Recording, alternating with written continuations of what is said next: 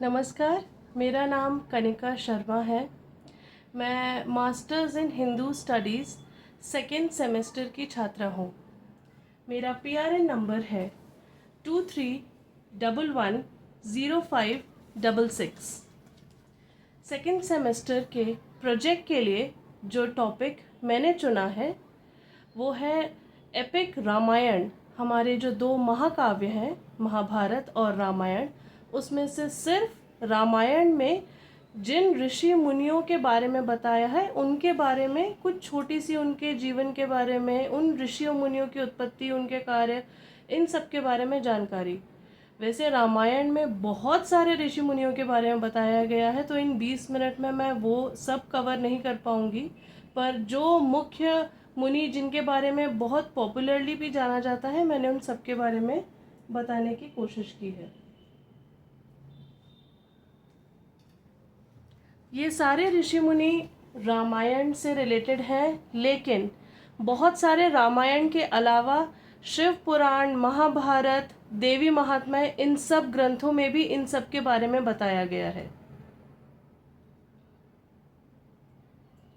शुरुआत सप्त ऋषियों से होती है। सप्त ऋषियों में से जैसे कि ऋषि अत्रि, ऋषि वशिष्ठ, ये सब भी रामायण से ही शुरुआत हुई थी और इनके बहुत सारे लिंक्स इन्हीं रामायण से स्टार्ट होके महाभारत में भी थे। सबसे पहले हम शुरुआत करेंगे ऋषि वशिष्ठ से। ऋषि वशिष्ठ रामायण में बहुत ज़्यादा महत्वपूर्ण कह लीजिए, या फिर उनका जो योगदान था प्रभु श्री राम जी के जीवन में, वो बहुत महत्वपूर्ण था, क्योंकि वो सूर्यवंशियों के और उस पूरे कुल के कुल गुरु थे। तो उन्होंने जब राजा दशरथ को पुत्र चेष्टि यज्ञ के लिए किसी ने अगर इम्पोर्टेंस बताई उसकी, या फिर इसके लिए प्रोत्साहित किया, तो वो ऋषि वशिष्ठ ने किया। उसके तत्पश्चात ही ऋषि श्रृंग के पास जब वशिष्ठ जी ने राजा दशरथ को गाइड किया कि ऋषि श्रृंग के पास जाइए, तो उसमें ऋषि वशिष्ठ का बहुत इम्पोर्टेंट रोल था। वहाँ से पुत्रचेष्टि यज्ञ के बाद जब 4 पुत्र उत्पन्न हुए, उसके बाद उन पुत्रों की पूरी दीक्षा, उनका गुरुकुल, ये सब कुछ ऋषि वशिष्ठ के आश्रम में ही प्रभु श्री राम की पूरी जो उनकी शिक्षा है वो ऋषि वशिष्ठ के आश्रम में हुई। इस पूरी शिक्षा में उनका शस्त्र ज्ञान, शास्त्र ज्ञान दोनों ही, उसमें बहुत महत्वपूर्ण भूमिका थी ऋषि वशिष्ठ की। ऋषि वशिष्ठ की ऋषि विश्वामित्र के साथ भी बहुत कह लीजिए युद्ध ने कह सकते हैं, या फिर ऋषि विश्वामित्र कैसे बने, उसमें भी ऋषि वशिष्ठ का एक बहुत इम्पोर्टेंट रोल था। तो यहाँ जो है वो उस कथा के बारे में है। प्रभु श्री राम के जीवन में जब उन्होंने जो जो शिक्षाएं ली, वो यहाँ पे उस बारे में है। और ऋषि वशिष्ठ की जो पत्नी थी देवी अरुंधति, उनके बारे में उनका बहुत इम्पोर्टेंट रोल शिव पुराण में भी बताया गया है, क्योंकि शिव जी को सती के बाद जब वो माता पार्वती के रूप में आदिशक्ति आई, तो माता पार्वती को शिव जी से विवाह करने की जो प्रेरणा मिली वो भी माता अरुंधति से ही मिली थी। माता अरुंधति पंचकन्या में भी आती हैं। ऋषि वशिष्ठ के पुत्र भी थे ऋषि शक्ति, उनके 99 पुत्रों में से उनके तीसरे बर्थ में।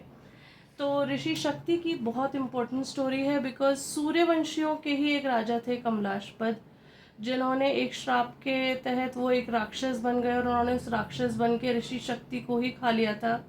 और ऋषि वशिष्ठ इतने, उससे उनके अंदर इतनी पीड़ा उत्पन्न हुई कि वो खुद को ख़त्म भी करने के, मतलब अपनी साधना पूरी ख़त्म करके, खुद अपना तप वगैरह सब खत्म करके वो बिल्कुल इस लोक को त्यागने के बारे में भी सोच रहे थे। पर तत्पश्चात उन्हें पता पड़ा कि ऋषि शक्ति की जो पत्नी है वो गर्भवती हैं, और उन ऋषि शक्ति के ही पुत्र हुए ऋषि पाराशर।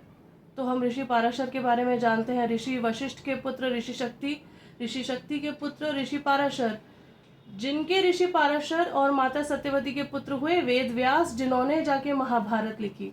तो the same blood line, but वो शुरुआत हुई थी ऋषि वशिष्ठ से। और ऋषि पाराशर का पालन पोषण एक पिता के रूप में ऋषि वशिष्ठ ने ही किया था, क्योंकि ऋषि शक्ति नहीं थे जब उनके पुत्र का जन्म हुआ।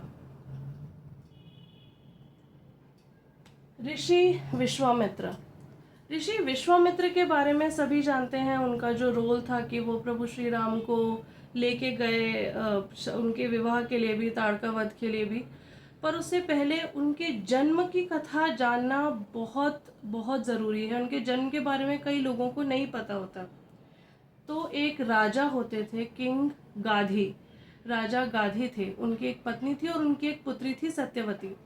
सिंस वो एक राजा थे तो उनको लगता था कि मेरी पुत्री का विवाह भी एक बड़े राजकुल में होना चाहिए। लेकिन भृगु वंश के एक बहुत बड़े तपस्वी हुए जिन्होंने आके उनकी पुत्री का हाथ मांगा और उनकी पुत्री ने हाँ भी कर दिया।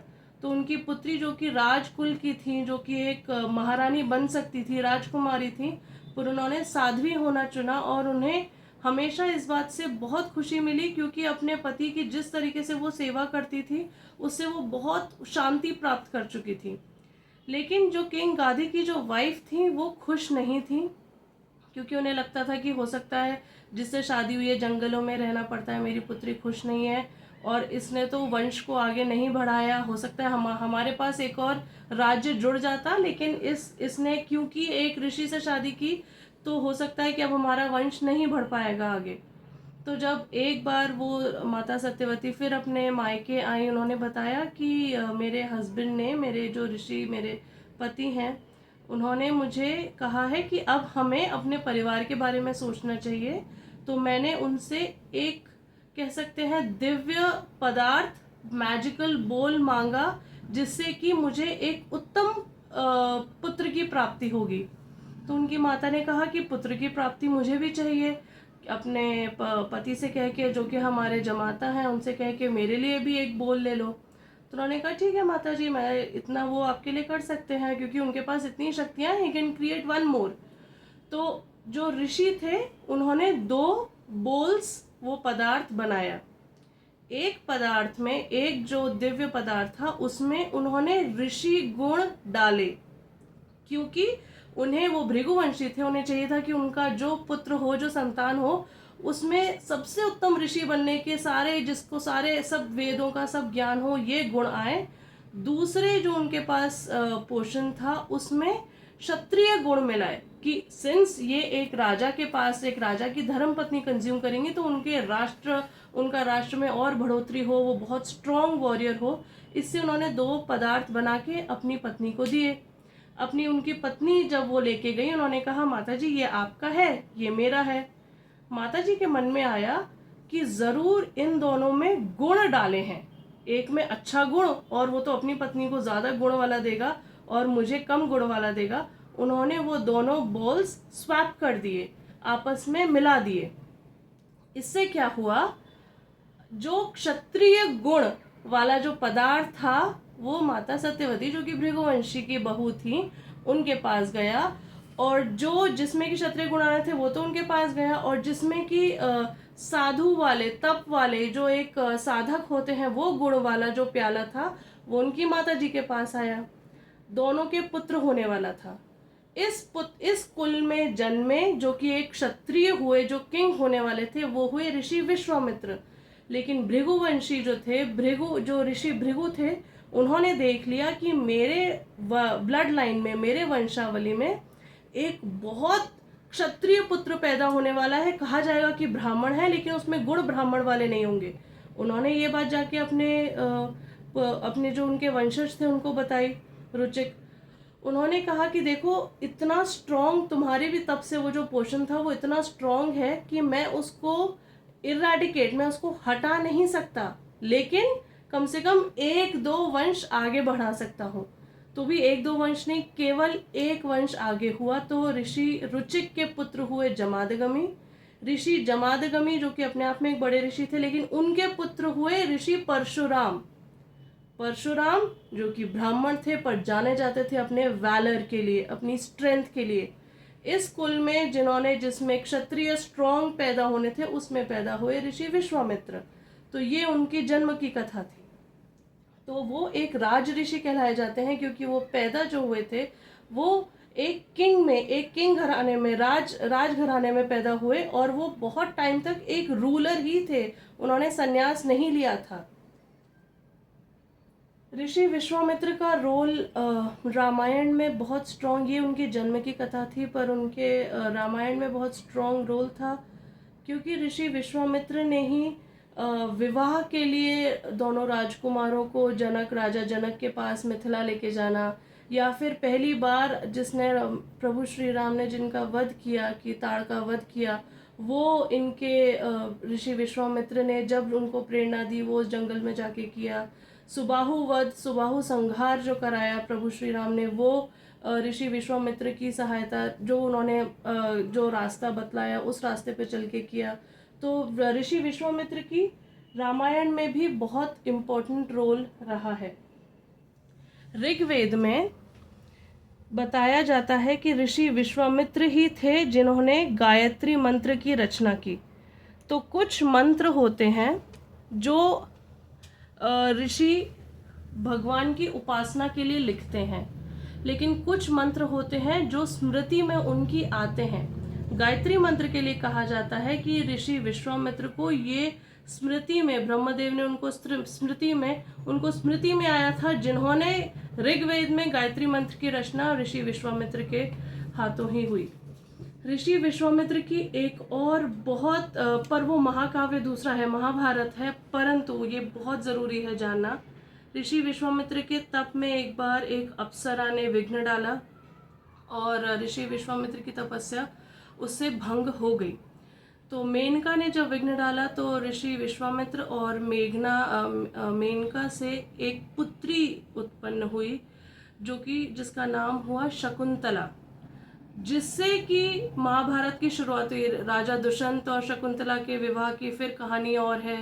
हालांकि ऋषि विश्वामित्र ने उसको पाला पोसा नहीं, क्योंकि उन्होंने उसे ऋषि कण्व के आश्रम में रख दिया था। ऋषि कण्व ने शकुंतला को पाला, और क्योंकि वो शकुंत चिड़ियों से घिरी हुई थी, इसलिए उसका नाम शकुंतला पड़ा।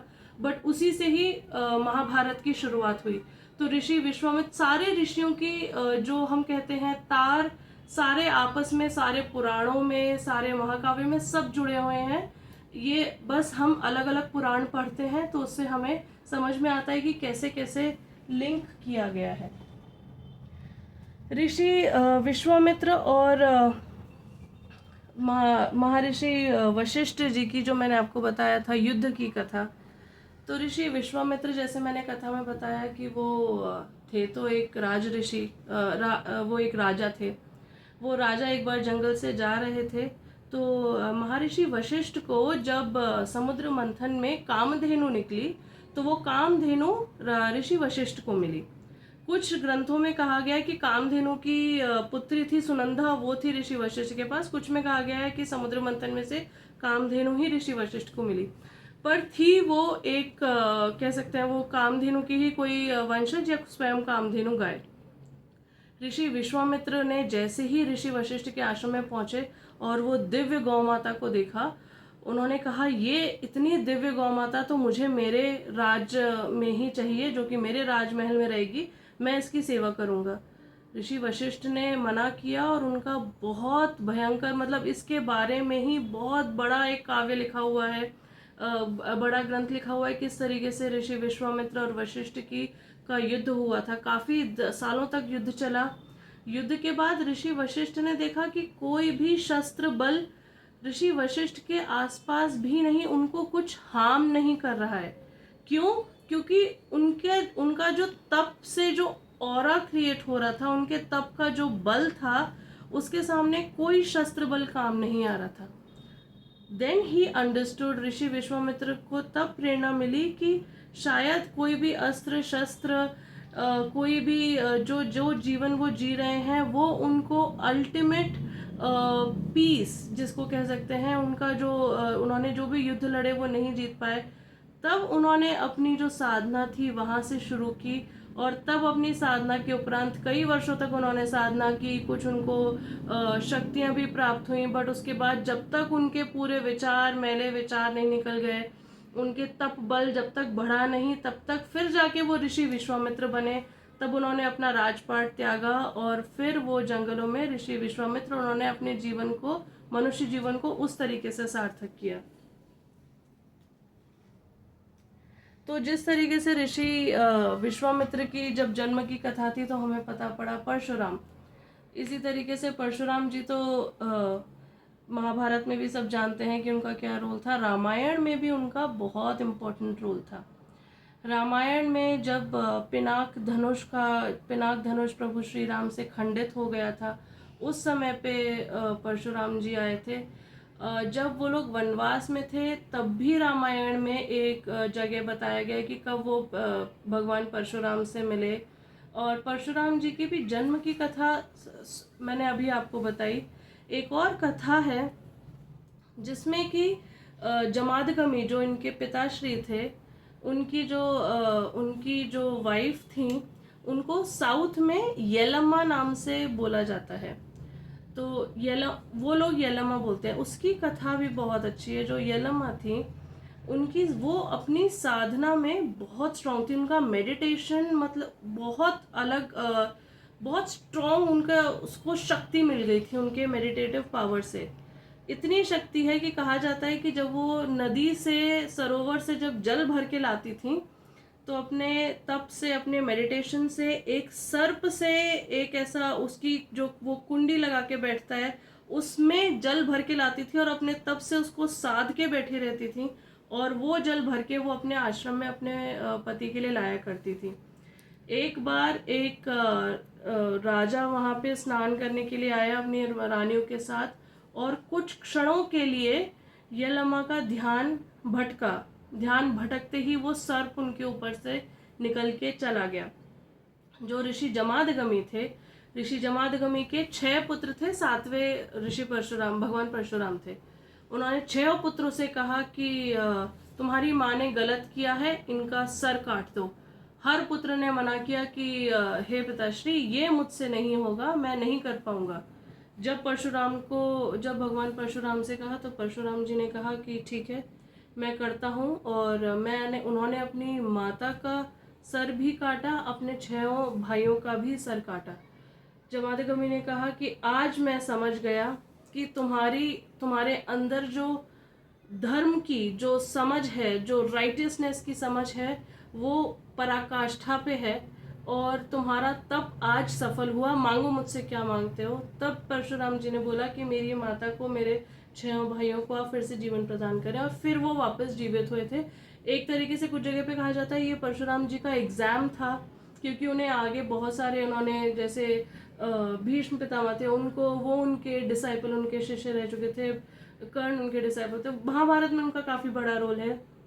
बट रामायण में ऋषि विश्वामित्र जी के रामायण अगर पढ़ेंगे तो उनके 13 वर्ष जब वो थे, 13 वर्षों में उनको परशुराम जी मिले थे। उनका काफी इम्पोर्टेंट रोल था।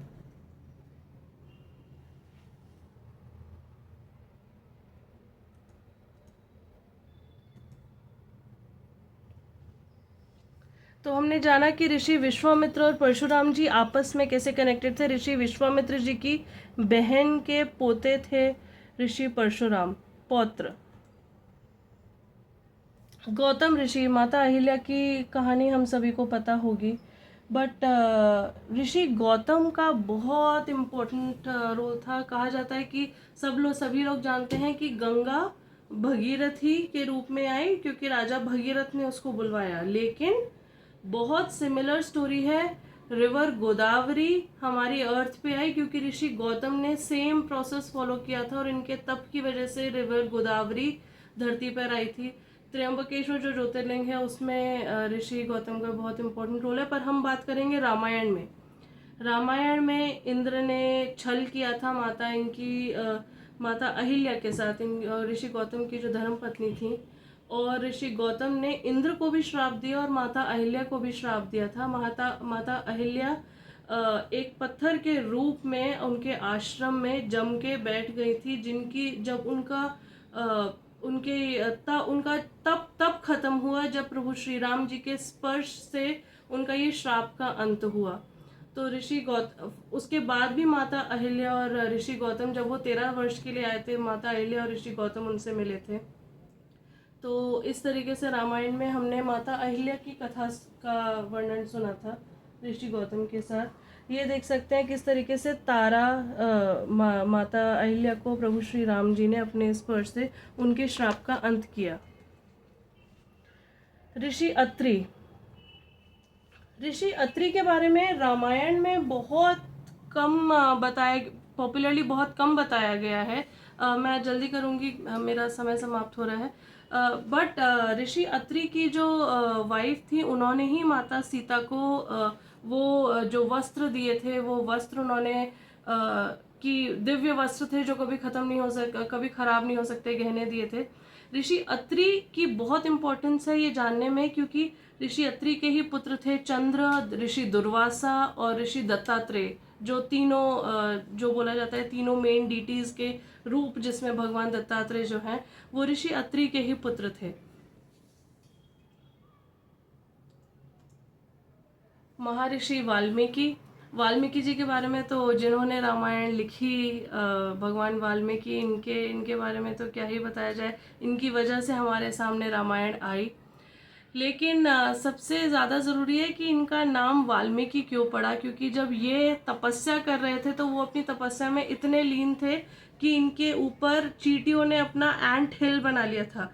एंट हिल को वाल्क कहा जाता है, जिसकी वजह से इनका नाम वाल्मीकि पड़ा। कहा जाता है कि ये ऋषि भारद्वाज के साथ जब एक सरोवर के किनारे थे तो 2 हंसों का जोड़ा था, और एक हंटर, एक शिकारी ने उन हंसों को मार दिया। तो इन्होंने जो हंटर को, जो शिकारी को जो श्राप दिया, वो एक काव्य के रूप में निकला।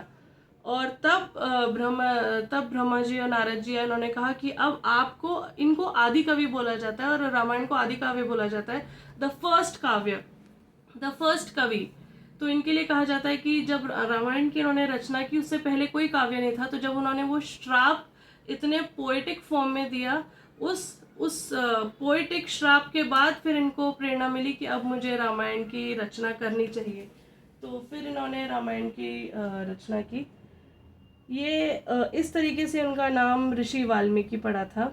और केवल रामायण की रचना नहीं, जब सीता माता को प्रभु श्री राम ने वनवास दिया था लंका से वापस आने के बाद, तो तब जब उनके जब माता सीता ऋषि वाल्मीकि के ही आश्रम में रही थी, और इनके पुत्र लव कुश भी इनके आश्रम में ही हुए, और लव कुश की पूरी जो शिक्षा दीक्षा थी वो भी ऋषि वाल्मीकि ने ही की थी।